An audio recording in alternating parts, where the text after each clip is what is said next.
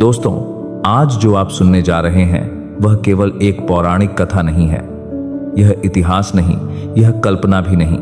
यह उन रहस्यों में से एक है जिन्हें समय ने ढक दिया, लेकिन सत्य ने कभी छोड़ा नहीं।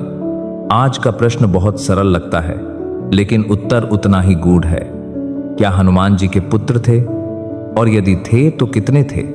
और उनका जन्म कैसे हुआ था जब स्वयं हनुमान जी ब्रह्मचारी थे? यह कथा आपको रामायण के ज्ञात अध्यायों से एक ऐसे द्वार पर ले जाएगी जहां कम ही लोग पहुंचे हैं। हनुमान, जिनका नाम सुनते ही भक्ति, बल, त्याग और ब्रह्मचर्य का स्मरण होता है। वाल्मीकि रामायण, तुलसीदास की रामचरितमानस, सभी में हनुमान जी को अखंड ब्रह्मचारी कहा गया है।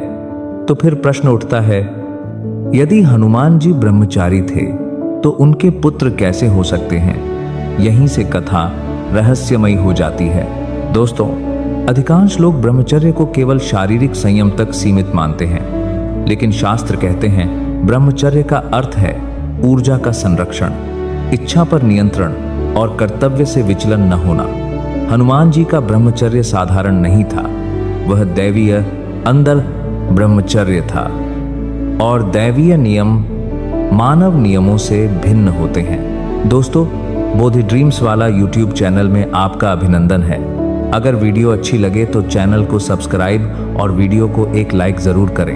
हनुमान जी का पहला पुत्र मकरध्वज है। मकरध्वज के जन्म की कहानी उस समय की है जब हनुमान जी लंका दहन कर रहे थे। माता सीता का पता लगाने के बाद रावण की लंका को अपनी पूंछ की अग्नि से भस्म करने के दौरान हनुमान जी को अत्यधिक थकान और ताप का अनुभव हुआ। पूरी लंका को जलाने के बाद उन्होंने अपनी पूंछ की अग्नि को बुझाने के लिए समुद्र के शीतल जल में डुबकी लगाई।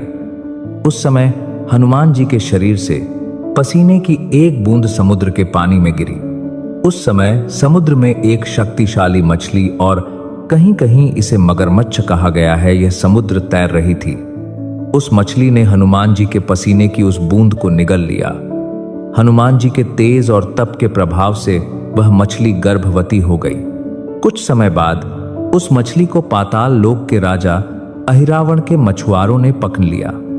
जब उस मछली का पेट चीरा गया तो उसमें से एक वानर रूपी बालक निकला, जिसकी पूंछ तो थी, लेकिन शरीर का निचला हिस्सा मछली जैसा था।